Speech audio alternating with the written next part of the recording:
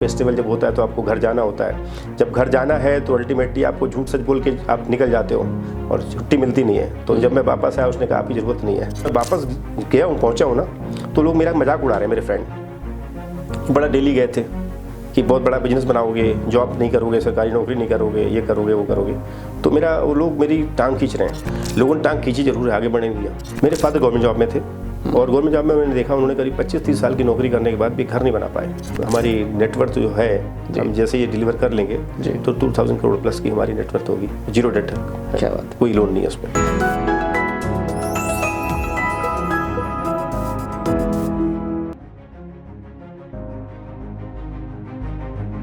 किसी ने क्या खूब कहा है, संघर्ष जितना बड़ा होगा कामयाबी का मजा उतना ही शानदार होगा। और सकारात्मक सोच से बड़ी कोई ताकत नहीं होती। सकारात्मक सोच और उससे मिलने वाली ताकत और उस ताकत को अपनी मंजिल तक पहुंचने के लिए सही तरीके से इस्तेमाल करना, यही आज के हम अपने मेहमान से सीखने वाले हैं। अगर आप भी जॉब में हैं और फर्स्ट जनरेशन एंटरप्रेन्योर बनने का सपना देख रहे हैं तो ये बातचीत आपके लिए बहुत खास होने वाली है। तो आइए इस बातचीत को शुरू करते हैं। आज के हमारे गेस्ट अरविंद सिंह जी, जो कि फाउंडर हैं केरासा इंटरनेशनल के। बहुत बहुत स्वागत है अरविंद जी आपका। Thank you. जो ताकत है ना, जब ताकत शब्द का इस्तेमाल होता है तो सीधा एक चीज़ जो जहन में आती है वो है जड़ें। तो वहीं से शुरू करेंगे। आपकी जड़ें कहाँ से शुरू हुई? आपकी जड़ें जिन्होंने आपको आज के मुकाम तक पहुंचने की ताकत दी, कहाँ से सफ़र शुरू हुआ आपका? ये मैं बिलोंग करता हूँ यूपी से। यूपी में एक डिस्ट्रिक्ट है सीतापुर। सीतापुर में एक छोटा सा टाउन है, उसको बोलते हैं धर्मापुर। स्कूलिंग वगैरह मेरी, जो पापा गवर्नमेंट जॉब में थे तो स्कूलिंग वगैरह मेरी सारी शाहजहानपुर में हुई। पापा की पोस्टिंग शाहजहानपुर थी, तो वहाँ पे मैंने स्कूलिंग शुरू किया और ग्रेजुएशन 95 में कंप्लीट किया। 95 में कंप्लीट करके मैं दिल्ली आया। तो दिल्ली में मैंने कैरियर जीरो से स्टार्ट किया। जीरो से स्टार्ट करके अब जहाँ तक पहुँचे हैं वो लगता है मैंने 25% अचीव कर लिया है और अभी बहुत कुछ अचीव करना है।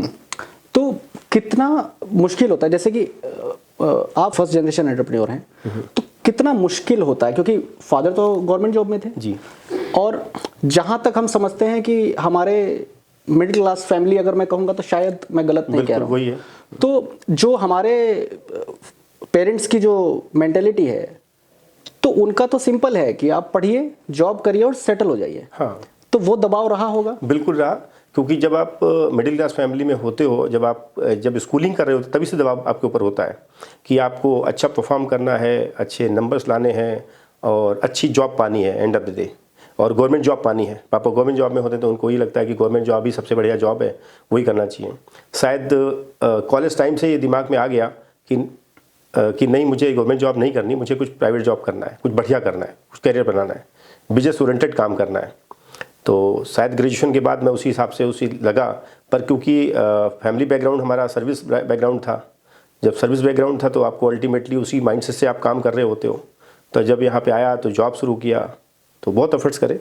फिर एक एक्सीडेंटल ऐसा काम हुआ कि मैं बिजनेस में आ गया और फिर उसके बाद तो ऊपर वाला कृपा है, सही चल रहा है। वही तो पेंच है, वही तो समझना है कि वो किक पॉइंट कहाँ से आया।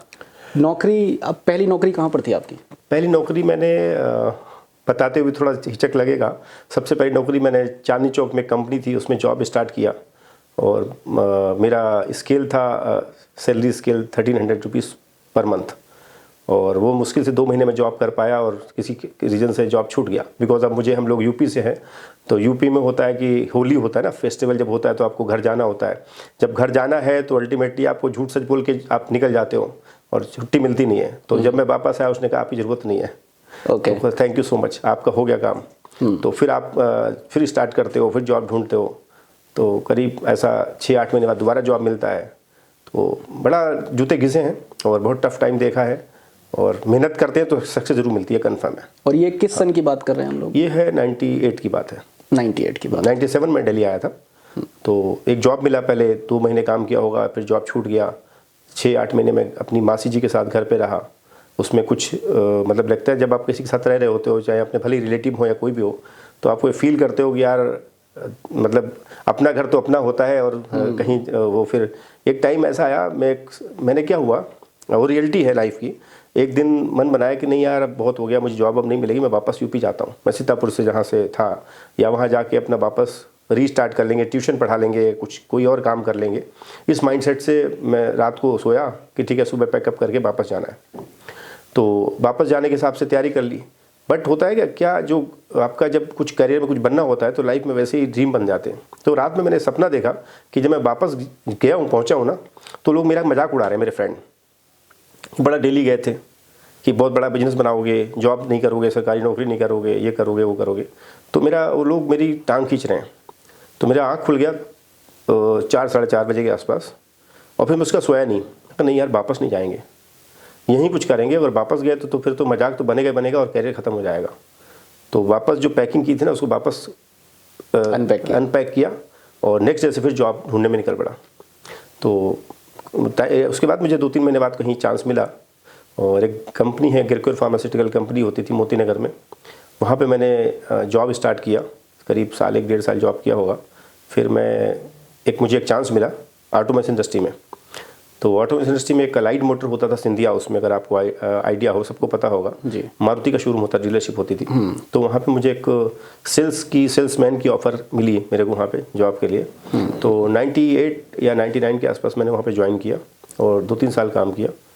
सीखा मैंने बहुत कुछ वहाँ पे उस कंपनी में, और क्योंकि मेरे लिए बिल्कुल जीरो से स्टार्ट करना था, स्टार्ट किया।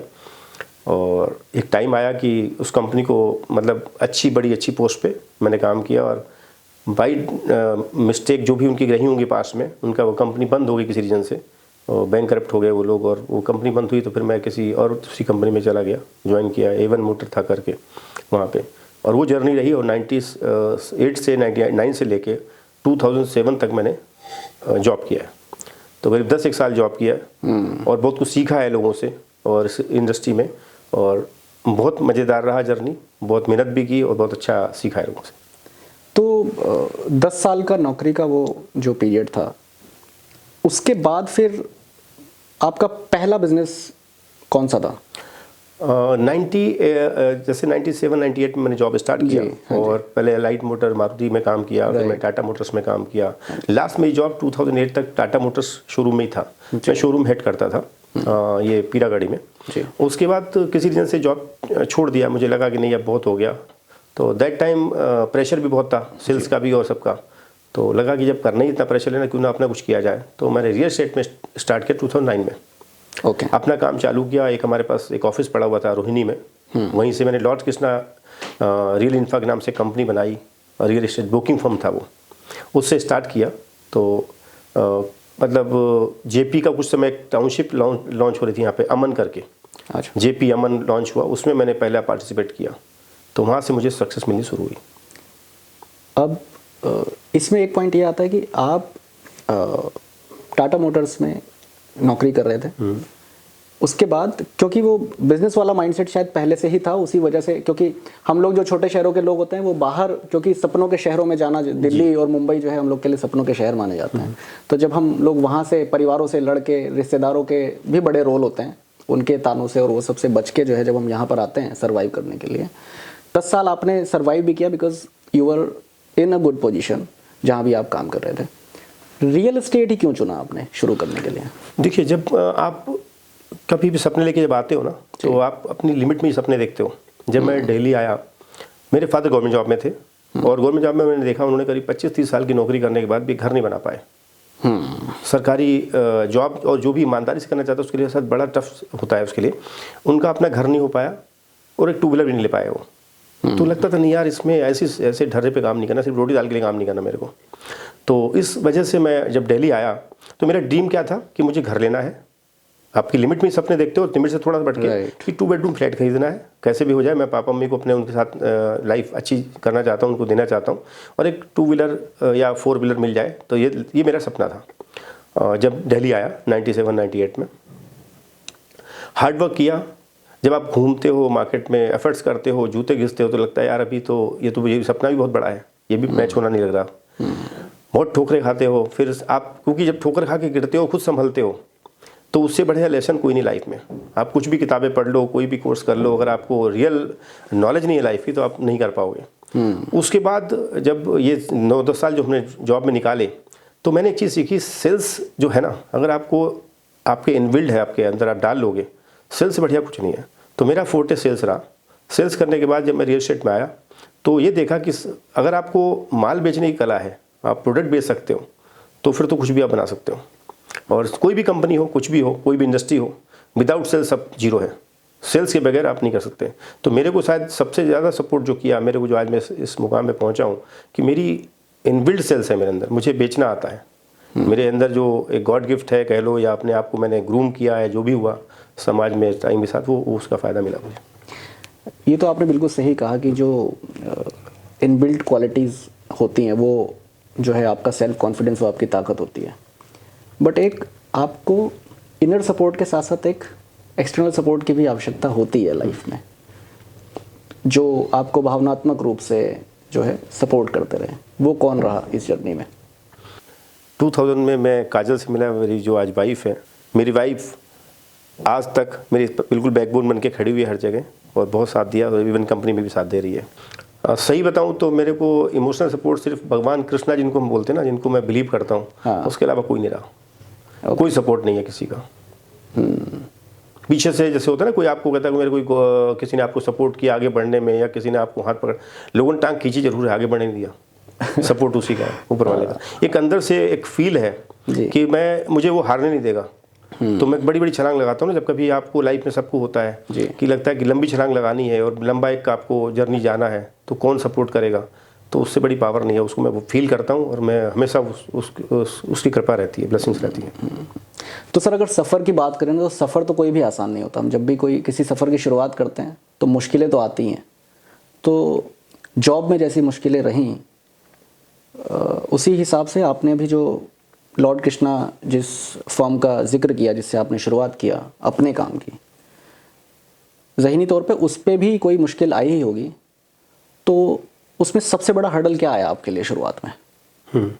सबसे पहले जब मैंने स्टार्ट किया लॉर्ड कृष्णा, तो अपने एक ऑफिस से स्टार्ट किया, छोटे से ऑफिस से। और जेपी अमन करके एक लॉन्च होता प्रोडक्ट, उसका एज ए ब्रोकिंग फर्म मैंने स्टार्ट किया। उसकी कुछ बुकिंग्स लगाई तो मैंने जिसको बुकिंग दिया, उसने एक ब्रोकर था, उसने बुकिंग लेफ़्ट राइट कर दी, तो मुझे उसका कमीशन भी नहीं मिला। उससे कुछ ऐसा आर्गूमेंट हो गया, उसने मेरा कमीशन नहीं दिया। पर जब बुकिंग आप लेते हो तो उसमें कुछ पास बैक करते हो आप कस्टमर को या सब ब्रोकर्स को, तो वो भी एक लायबिलिटी खड़ी हो गई। उसको भी मैंने कहीं से फिर और अर्न करके उसको पे किया, क्योंकि मेरे फादर का कहना था कि कभी भी किसी के साथ चीट मत करो, गलत पैसा मत कमाओ। तो मैंने किसी के साथ चीट नहीं किया। जो पैसा जो मुझे नहीं भी मिला, फिर भी मैंने उसको लोगों को पे बैक किया। ऐसे हुआ। तो अभी जैसे जब हम ऑफ द कैमरा बात कर रहे थे, तब आपने एक बार एक चीज़ का जिक्र किया कि कोई लायबिलिटी नहीं है, किसी का कोई लोन नहीं है। ऐसा वाकई में है? बिल्कुल। अभी फ़िलहाल बिल्कुल, 1 रुपए का लोन नहीं है किसी का। ये गॉड गिफ्ट है मेरे को। मैंने जो भी अर्न किया, जैसे भी किया, जैसे मैनेज किया, जीरो डेट कंपनी है। किसी का 1 रुपया नहीं देना, ना बैंक का है, ना किसी मार्केट फंडर का है, किसी का कुछ नहीं है। जीरो डेट कंपनी है। ये वाकई में सरप्राइजिंग है, मतलब एक रियल एस्टेट फर्म के लिए एज ए बिल्डर। क्योंकि जब हम इस इंडस्ट्री की बात करते हैं ना, तो कॉमन मैन के दिमाग में जो परसेप्शन है, तो बिल्डर नाम आते ही यानी कि माफिया काइंड ऑफ इमेज, यही इमेज बनाई है लोगों ने। हाँ। तो उसके बारे में क्या कहना है आपका, मतलब किस तरीके से? इस इंडस्ट्री का सबसे बड़ा दुर्भाग्य रहा, इससे पहले जो आपसे आज से 15-20 साल पहले जाएं, तो सही बात यही थी कि कुछ लोग इसमें इलीगल मनी और तरीके से करते हैं। अब तो प्रोफेशनलिज्म में काम हो रहा है, सारे कॉर्पोरेट्स भी काम कर रहे हैं। जैसे आप देखोगे, बड़े बड़े गोदरेज है, टाटा है, बड़े बड़े ग्रुप्स आ गए जो काम करना चाह रहे हैं। और ये इंडस्ट्री बहुत बहुत बढ़िया है, सबके लिए बहुत स्कोप है। बिल्डर के लिए भी है, ब्रोकर के लिए भी है, इन्वेस्टर के लिए भी है। सब्जेक्ट टू सारे लोग अपने काम ठीक से ईमानदारी से करें। बिल्डर क्या करता है, उसके पास सपोज एक प्रोजेक्ट के पैसे आते हैं, 5 प्रोजेक्ट चालू कर देता है, वो उसमें ट्रैप में फंस जाता है, फंसा देता है। इन्वेस्टर क्या करता है, उसकी जो इन्वेस्टमेंट का कैपेसिटी है सपोज 100 रुपये की, वो 500 रुपये की प्रॉपर्टी खरीद लेता है, तो सारे पाँचों फंस जाते हैं। और सेम ब्रोकर करता है। ब्रोकर क्या करता है, कस्टमर की उसकी एक कैपेसिटी है सपोज एक फ्लैट लेने की, उसको 5 फ्लैट बुक करा देगा अलग अलग, तो कि मुझे 5 जगह कमीशन मिलेगा। तो सब चीज़ें सब डिस्टर्ब हो जाता है। तो अगर सब लोग अपना काम ठीक से करें, ईमानदारी से करें, तो इससे बड़े इंडस्ट्री है नहीं। जो मल्टीपल होता है यहाँ पे पैसा, जैसे मैं आपके सामने लाइव एग्जांपल हूँ। मैं कहता हूँ कि मैंने स्टार्ट किया अपना कैरियर 97-98 में। पहली जॉब मिली, 2 महीने बाद जॉब छूट गई बिकॉज ऑफ मैंने झूठ बोल के छुट्टी ले ली। झूठ बोल के छुट्टी लेने का मतलब ये नहीं था कि मेरी जॉब चली जाए, पर अल्टीमेटली यहाँ ऐसे ही होता है। यहाँ पर उसने, मैं जब वापस आया 2 दिन छुट्टी लेके, तो उसने कहा मुझे आप ज़रूरत नहीं है। तो बड़ा डिसहार्टेड था, कोई ऑप्शन नहीं था। 6-8 महीने आपने फिर जरूरत देखी से। मैंने वो टाइम देखा है कि मैं रियलिटी ये थी कि मैं जब जॉब के लिए निकलता था, सुबह वो आता ना आर्टिकल, इसमें आप वॉक इन इंटरव्यू देख के आप निकलते हो क्लासिफाइड में। तो बड़ा इंटरेस्टिंग चीज़ बताता हूँ आपको। एक बार मैं क्या हुआ, एक जगह निकला सुबह, जॉब के लिए पहुँचा, तो उसने मेरा इंटरव्यू ले रहा था। उसने बोला ऐसा करो आप, वो सेल्स की जॉब थी, तो उसने मुझे एक पेन पकड़ा दिया कि ये पेन पकड़ो, इसको मुझे बेच के बताओ कैसे बेचोगे। मैं प्रॉपर यूपी से आया था। दिल्ली एनसीआर का कल्चर अलग है, आपको पता ही यहाँ पे कैसे लोग बिहेव करते हैं और डोमिनेट करते हैं जो छोटे शहरों से लोगों को, बच्चों को आते हैं। तो उसने, वो मुझे फील हुआ, अब मुझे उसको पेन बेचना, अब क्या बोलूँ मैं, क्या बोलना है, क्योंकि मैंने सिर्फ ग्रेजुएशन करके यहाँ वापस दिल्ली आ गया था। मैंने मार्केटिंग का कोई कोर्स नहीं किया था, कुछ नहीं किया था। तो बड़ा इंसल्टिंग से लगा। तो उसने फिर मुझे, ठीक है ऐसा करो, आप पहले कोई कोर्स वोर्स ज्वाइन कर लो, कुछ इंग्लिश अच्छी सीख लो, कुछ ऐसा कर लो, और अभी तो आपको टाइम लगेगा, जॉब आपके लिए नहीं है। ठीक है। फिर मैंने क्या किया, उसी समय मैं उसमें करीब 8-10 जगह इंटरव्यू जाना था। तो फिर एक जगह भीकाजी कामा पैलेस में एक इंटरव्यू चल रहा था, वॉक इन। उसमें क्या था कि पहुंचा तो 150-200 लोगों की भीड़ लगी हुई थी। तो कुछ इंटरव्यू दे के लोग निकल रहे थे, तो उससे मैंने पूछा कि क्या हो रहा है अंदर, क्या पूछ रहे हैं। वो कहते गाड़ी बेचनी है, कार बेचनी है। तो मैंने सोचा मन में, यार ये साला पेन तो 2 रुपये का बिका नहीं, मुझसे तो गाड़ी कैसे बिकेगी। तो मैंने कहा नहीं यार, मैंने उसको इंटरव्यू दिया नहीं, ऐसे वापस आ गया। और ये लगने लगा कि कहीं ना कहीं पता नहीं, मैं शायद यहाँ के लिए फिट नहीं हूँ, इस सिटी के लिए। तो मैंने सोचा कि रात को यार इसको पैकअप करो, अपनी होगा, मेरे बस की नहीं है, और वापस जाते हैं, ये सेल्स मुझसे नहीं होगी, और वहीं जाके शाहजहानपुर में अपना या सीतापुर में कुछ भी कर लेंगे। तो पैकिंग कर ली। वही रात को मैंने, जैसे अभी आपसे डिस्कस किया कि मैंने देखा ड्रीम नहीं यार, लोग मेरा मजाक उड़ाएंगे, मेरे फ्रेंड्स मेरा लेग पुलिंग करेंगे। तो फिर वापस फिर 0 से स्टार्ट किया। शायद वही मेरा लाइफ का टर्निंग पॉइंट था। फिर मेरी एनर्जी लेवल, और मैंने कहा कोई बात नहीं, 10 इंटरव्यू नहीं 100 इंटरव्यू देंगे, अपने को और अच्छे से तैयार करेंगे। फिर मैंने कुछ चीज़ें सीखनी शुरू करी कि सेल्स करनी कैसे है, छुप के सेल्स शुरू करी। गलत आपसे बात करेंगे, आप मेरे क्वेश्चन करोगे, हो सकता है 10 क्वेश्चन में से मैं 8 गलत कर दूं, पर कोई 2 तो सही होंगे, कहीं से तो शुरू होगा। उस तरीके से किया। फिर मैंने कुछ क्लासेस ज्वाइन करी, कुछ अपने आप को ग्रूम किया, कुछ एक चीज़ें की, उससे फ़र्क पड़ा। फिर देखा कि हाँ नहीं, उसकी बात तो ठीक थी, और उसको मैंने अपनी लाइफ में उतारता गया। तो वो शायद वो 2 रुपये का पेन मुझसे नहीं बिकवाता, तो शायद मैं यहाँ तक नहीं पहुँचता। तो मुझे लगा नहीं यार, ये सिर्फ जॉब मिलने से नहीं होगा, जॉब करने से होगा, परफॉर्म करना पड़ेगा। जॉब मिल भी जाती है, सब कुछ ठीक है, आ जाओ आप ज्वाइन कर लो, और मुझे वो ये फील नहीं कराता कि पेन बेचना कैसे है। या वो जब गाड़ी वाला जो इंटरव्यू छोड़ के मैं भाग के छुप के आया कि नहीं यार, मुझे इंटरव्यू में पेन नहीं बेच पा रहा हूँ, गाड़ी कैसे बेचूंगा। तो फिर उस हिसाब से मैंने तैयारी की, नहीं मुझे गाड़ी नहीं, हवाई जहाज बेचना है। तो मैं कुछ भी बेचना आना चाहिए फिर आपको। तो वो आज मुझे अंदर से कॉन्फिडेंस है कि मैं कुछ भी बेच सकता हूँ। बेचने का मतलब गलत नहीं बेचना है, पर बेच सकता हूँ, बेचना आना चाहिए। आपको अपने प्रोडक्ट को बताना आना चाहिए। अगर आप अपने प्रोडक्ट को डिफाइन नहीं कर सकते, आपका प्रोडक्ट अपने बारे में बता ही नहीं पाओगे, बिकता क्या है, सेल्स क्या है, आप बिकते हो, प्रोडक्ट नहीं बिकता। आपका जो एक्सपीरियंस होता है, जो आपके पास नॉलेज होता है, जो आप चीज़ में डालते हो। क्योंकि क्या होता है, जब आप कोई प्रोडक्ट बनाते हो ना, तो सब कुछ डालते हो अपना। मैं सपोज सेंटेड बना रहा हूँ, तो मेरी इसके अंदर पूरी एनर्जी लगी हुई है, मेरा इसमें सब कुछ, मेरा जुनून, मेरा पैशन, मेरा सब कुछ है। अब वो बताएगा कौन, तो आप ही बताओगे ना किसी को। आप अपना ड्रीम अपना शेयर करोगे तो डेफिनेटली आपसे लोग इंस्पायर होंगे और आपके साथ जुड़ेंगे। लेकिन जब यूपी से या बिहार से लोग दिल्ली सपनों की नगरी में आते हैं, जैसा आपने कहा कि ये तो एक अलग दुनिया है हम सब लोगों के लिए। कभी भी जिसने, चाहे पहले पुरानी बात हो या नई बात हो, अभी भी आज भी हजारों लोग रोज उतरते हैं हमारे प्रदेशों से। लेकिन पहला स्ट्रगल तो वो नौकरी पाने का है जी। लेकिन उसके बाद जब नौकरी मिलती है, एक स्ट्रगल उसके बाद भी तो शुरू होती है। वो जो सर्वाइवल का जो ट्रिक है, वो कहाँ से सीखी फिर आपने?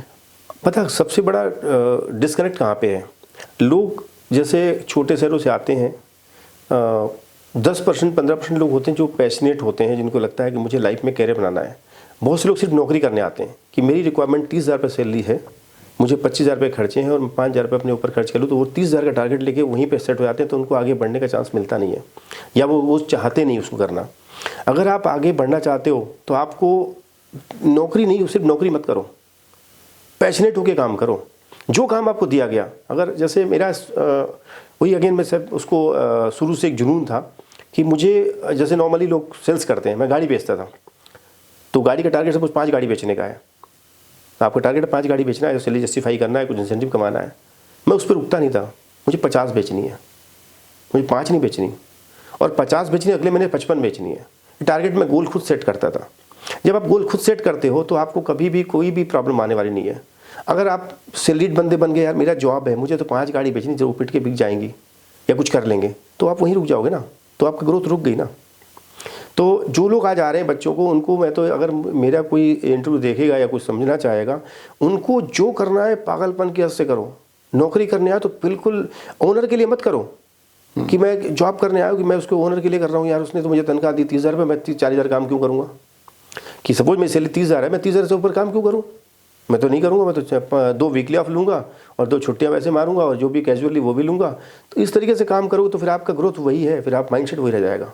अगर जब ओनरशिप लेके आप काम करोगे, नहीं मुझे तो, मैं ओनरशिप क्या है, आप जॉब कर रहे हो, आपको नहीं मुझे तो सबसे बेस्ट करना है, मुझे 5 नहीं, मुझे 50 गाड़ी बेचनी है, 50 नंबर्स करने हैं, आपका ग्रोथ, आप कल एंटरप्रेन्योर बन जाओगे, आप अपना बिजनेस करोगे, क्योंकि आपका वो पागलपन और जुनून है ना आपके अंदर। और जॉब तो फिर मिल ही जाती, जॉब तो किसी को, सबको मिलती है, कहीं ना कहीं ऊपर नीचे करके मिल जाता है, सब सेट हो जाते हैं। इस 10 साल की जॉब के अंदर सबसे खराब एक्सपीरियंस क्या रहा आपका? 10 साल की जॉब में कई बार ऐसा हुआ, जैसे एक बार जॉब तो लगातार एक जॉब तो की नहीं मैंने, पहली जॉब छूट गई। हाँ जी। फिर सेकंड टाइम में जब जॉब मिली मुझे, यहाँ पे जो मोती नगर में कंपनी थी, वहाँ पे जॉब किया, तो मेरी सपोज मुझे लगता है कि मुझे बंद कमरे में बैठ के काम नहीं करना है, ये मेरा शुरू से ऐसा था। तो मेरा जॉब जो मिला, मुझे मिला एक भिवाड़ी में फैक्ट्री थी, क्रिक्योर फार्मास्यूटिकल करके। तो वहाँ पे सुबह मुझे 7 बजे रिपोर्ट करना होता था। यहाँ पंजाबी बाग से उनकी वो अरमदा करके एक गाड़ी जाती थी, और वहाँ पहुँचते थे हम लोग 10 बजे तक, 1.5-2 घंटे लगता था। फिर 7 बजे वहाँ से निकलते थे, फिर रात में 10 बजे घर पहुँचते थे। तो लगता था यार मैं, और सैलरी कितनी थी, 1800 रुपीज़, 1800 रुपये के लिए आप गधों की तरह काम कर रहे होते थे, और वो सेटिस्फेक्शन नहीं था मुझे इस जॉब में। और ये किस सन में पहुंच चुके हैं हम अभी? ये बात है 98-99 के आसपास। अच्छा, ओके, 99, ठीक है। तो उस समय फिर लगा, वो 8-9 महीने मैंने जॉब किया होगा, मैं फ्रस्ट्रेट हो गया, नहीं यार तो कैसे होगा।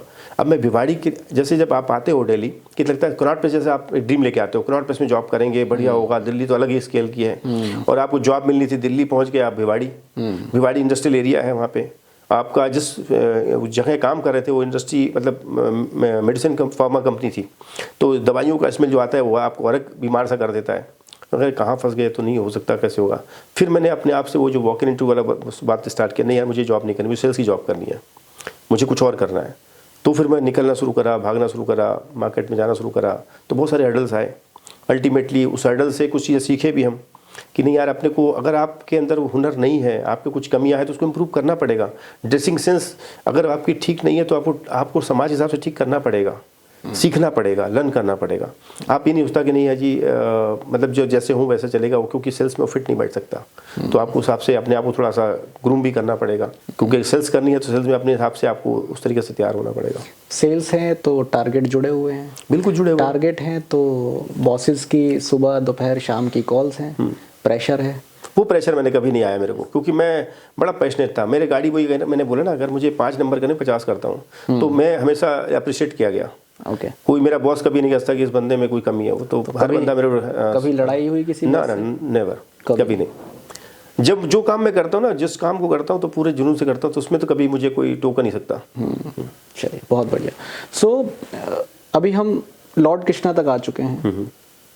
लॉर्ड कृष्णा से ये केरासा तक का सफर कैसे हुआ, मतलब ऐसे वो क्या पॉइंट था जब लगा कि अब लॉर्ड कृष्णा से बाहर आना है, और केरासा, फिर और मतलब केरासा क्यों शुरू, लॉर्ड कृष्णा ही क्यों नहीं रहा? लॉर्ड कृष्णा एक ब्रोकिंग फर्म था। ब्रोकिंग फर्म में कोई सारी चीज़ें होती हैं जो आपके हाथ में नहीं होती।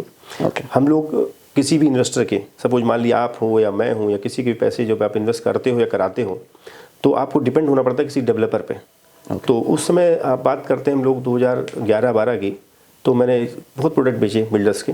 उस प्रोडक्ट को बेच के कुछ डिलीवर नहीं हुए, कुछ पैसे लोगों फंस गए, या बिल्डर्स ने अपने कमिटमेंट पूरे नहीं करे, या उस तरह की क्वालिटी नहीं दी। तो एक टाइम पे लगने लगा यार ये तो शायद जब इतना कुछ कर ही रहा हूँ, तब पेन ले रहा हूँ, तो क्यों ना मैं जो कमिटमेंट कर रहा हूँ मेरे बिहाफ पे, जैसे मैंने किसी बिल्डर के बिहाफ पे किसी को कमिटमेंट किया कि यार आप 10 करोड़ पे लगा दो, ये आपको डिलीवरी 3 साल मिलेगी, ये 20 हो जाएंगे। अब डिलीवरी 3 साल का 13 साल में भी नहीं हुई, तो आपके पैसे फंस गए। अब 10 के 12 भी नहीं हुए, 20 तो कहाँ से होंगे। और आपका रिलेशन मेरे से, उसको आपका फेथ उठ गया कि यार इनको नॉलेज ही नहीं थी। तो उस समय लगा कि नहीं यार, कुछ ना कुछ मैं ऐसा करता हूँ, अपना प्रोडक्ट लाता हूँ जिसमें कमिटमेंट जो करूँगा उसको ऑनर तो कर पाऊँगा, क्यों फंड्स मेरे पास आ रहे हैं और मुझे उसको बनाना है या उसको करना है, डिलीवर करना है। तो उस समय एक आइडिया आया, फिर मैं इस डेवलपर लाइन में आया। 2013-14 में हमने लैंड बाय किया, जो इन्वेस्टमेंट किया उससे ये प्रोजेक्ट चालू किया। फिर एक लैंड बैंक और है मेरे पास, मेन रोड का है, हम 2 पार्टनर हैं साथ में, करीब 4.5 एकड़ का प्लॉट है। बहुत हाई एंड प्रोजेक्ट लेके आ रहे हैं, इसी साल हम उसको स्टार्ट करेंगे। और लोकेशन यही नोएडा ही है? लोकेशन हाँ नोएडा ही है, बहुत अच्छी लोकेशन है।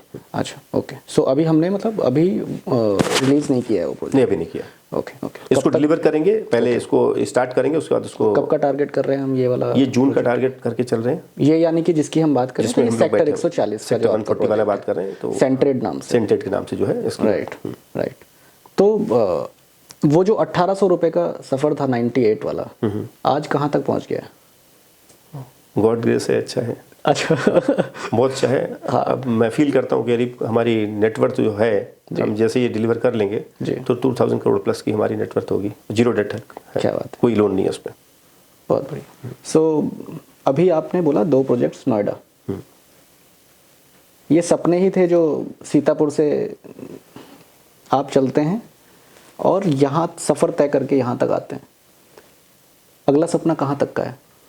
सपने बहुत बड़े हैं। अभी लगता है हमने 25% भी अभी अचीव नहीं किया है, तो ग्लोबली उड़ना है, बड़े अलग स्केल पे करना है, और इसको एक लैंडमार्क सेट करना है कि कोई सीतापुर से उठ के भी ऐसा हो सकता है, ये प्रूव करना है अपने आप को। दुबई तो रियल एस्टेट का आजकल अड्डा बना हुआ है, आपका है कुछ प्लान जाने का? हो सकता है फ्यूचर में हो। ऐसे सिर्फ दुबई नहीं है मेरे तो कहीं और जगह भी सपने हैं कि मुझे दुबई भी जाना है, लंदन भी जाना है, और सही जगह जाना है। नहीं, अगला पर्टिकुलर स्टेप क्या है आपका? अभी जैसे ये किरासा सेंट्रेड हुआ, हाँ, आपने एक प्रोजेक्ट और बोला, ये तो नोएडा तक सीमित है। अब अगला एक सपना होगा जो आपने सेट किया होगा विजन में? नहीं, मेरा सपना यह है कि जैसे एक मार्केट है लग्जरी, जिसको अनटच थी अभी तक, हाँ, उसमें करना है। और मुझे रेट रेस में नहीं आना है, मुझे आइकॉनिक बिल्डिंग बनानी है, आइकॉनिक काम करने हैं, जो लोग उसको, जैसे होता है ना मेरा, अगर आप मुझे देखें तो मुझे सबसे ज़्यादा इंस्पायर करता है बुर्ज खलीफा। बुर्ज खलीफा पूरे वर्ल्ड में फेमस है कि इस तरीके की बिल्डिंग बनाई कि उसको आज भी जो भी उसमें ऑफिस ले या ऑफिस रिटेल ले या जो भी लेगा, उसको बड़ा प्राउड फील करेगा, प्राउड मोमेंट है उसके लिए। बुर्ज खलीफा मेरा एक रेजिडेंस है, 2 बेडरूम है, 5 बेडरूम है, अपार्टमेंट है। तो उस टाइप के प्रोडक्ट डिज़ाइन करने हैं, वो कैसे भी हो, किस कॉस्ट के हो, उस पर वो ड्रीम है मेरा करने का। तो आपके हिसाब से जो इंडस्ट्री है, जो अभी आज के समय में जो परसेप्शन बना हुआ है इंडस्ट्री का, क्या ये इंडस्ट्री सुधार कर सकती है इस परसेप्शन को ठीक करने के लिए? नहीं, इंडस्ट्री में तो अब तो बहुत सुधार आ गया है। अब तो मैंने बोला अगेन कि जैसे गोदरेज हैं, टाटा हैं, बड़े बड़े ग्रुप मतलब अच्छे कॉर्पोरेट्स आ गए हैं इसके अंदर, और बिल्डर्स ने भी अपने आप को चेंज करना शुरू कर दिया है। पहले लगता था ना कि अल्टीमेटली आप प्रोडक्ट लॉन्च कर दो, पैसा इकट्ठा कर लो, बनाने की जरूरत नहीं है, 20-25 साल तक बनता रहेगा। रेरा आ गया, रेरा से बहुत चेंजेस आया मार्केट में। सरकार भी बड़ी कीन है कि अल्टीमेटली चीज़ों को अब कुछ भी डिस्टर्ब ना हो, सरकार भी उसमें सपोर्ट भी करती है, सरकार का टफ एक्शन भी है, वो भी एक एडवांटेज है। और हमें खुद को ऑर्गेनाइज होना पड़ेगा, हमको खुद को अपने आप को डिसिप्लिन करना पड़ेगा कि नहीं यार, कि जो हमने कमिटमेंट किया उसको ऑनर करना है। 3 साल बोला है, 4 साल बोला है, जो भी बोला है उसको करना पड़ेगा, और उसी में सबको विन विन है। अगर मान लीजिए मैंने कोई प्रोडक्ट स्टार्ट किया और 4 साल में डिलीवर कर दिया, तो मेरा प्रॉफिट 4 साल में बाहर आ जाएगा ना। अल्टीमेटली उस चीज़ से, उस कमिटमेंट से मैं फ्री हो जाऊंगा। और 40 साल तक करता रहूँगा तो ना तो कमिटमेंट से फ्री हुआ, ना प्रॉफिट मेरा बाहर आया, उल्टा सब उलझ गए, तो ठीक नहीं है। तो इंडस्ट्री में बहुत चेंजेस आ रहे हैं, लोगों ने अपने आप को मेंटली प्रिपेयर कर लिया और लोग ठीक कर रहे हैं, और होप है कि सब अच्छा ही होगा फ्यूचर में। कुछ 2-3 सवाल इंडस्ट्री से ही जुड़े हुए। जब रियल एस्टेट की बात होती है तो एक जनरल परसेप्शन ये भी है कि गवर्नमेंट से जब पेपर क्लियरेंस की बात होती है, या एक मीडिया का भी एक बड़ा रोल आता है, जो दबाव बनाना और उस तरीके की चीज़ें, वो किस हद तक है इंडस्ट्री में? आपने कुछ फेस किया ऐसा कुछ?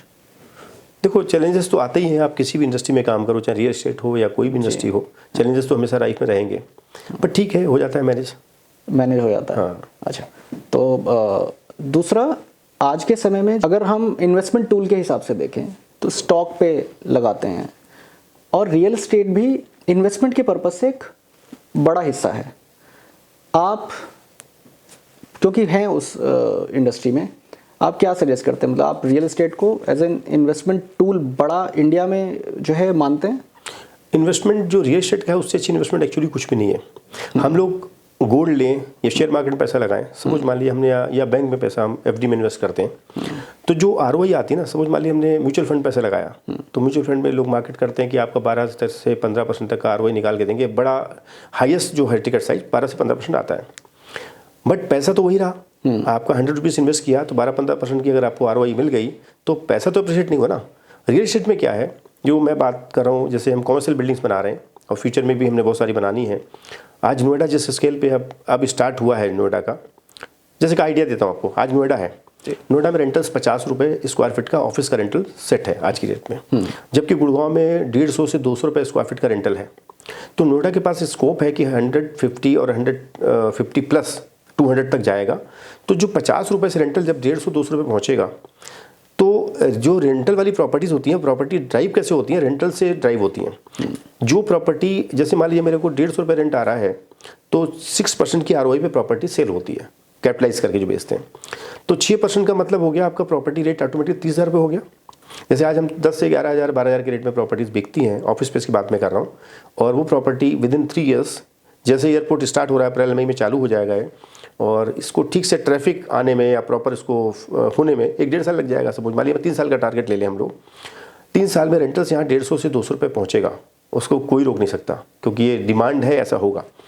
तो जो इन्वेस्टमेंट आपने एक इन्वेस्टमेंट किया आपने एफडी में, जिसमें 6% 7% का आरओआई मिल रहा है, ठीक है, वो 3 साल बाद भी पैसा तो 6% मिल गया, पर पैसा 3 साल के बाद वैल्यूएशन उसकी 100 रुपये का 50 रुपये रह गया, क्योंकि मार्केट जिस हिसाब से चलता है वो डिप्रिशिएट हो रहा है। प्लस आपका दूसरा, शेयर मार्केट में गए, म्यूचुअल फंड में गए, 12 से 15% का आरओआई आ रहा है। बट रियल एस्टेट में क्या है, आपने क्या किया, 6% का आरओआई तो डे 1 से एंजॉय कर रहे हैं रेंटल्स का। मान लीजिए आपने आज 50 रुपये भी रेंट आ रहा था, 10,000 रुपये की रेट में प्रॉपर्टी बाय की, तो आपका 6% का आरओआई मिल गया। 3 साल के बाद जब रेंटल्स उसका आफ्टर लॉक इन पीरियड 150 रुपये से 200 रुपये का रेंटल अगर हो गया, तो प्रॉपर्टी का रेट 4 गुना हो गया। मतलब जब अगर उसका 200 रुपये रेंटल आ रहा है, प्रॉपर्टी रेट ऑटोमेटिक 40,000 रुपये हो गया, जो 10,000 में खरीदी थी। तो आपने जो पैसे इन्वेस्ट किए 10 से अप टू 40,000 तक पहुंच सकते हैं। मान लीजिए 100 रुपये हुआ तब भी 20,000 रुपये हो गया, यानी आपका पैसा 3 साल में डबल हो गया, प्लस आप उस पैसे को एंजॉय कर रहे हो।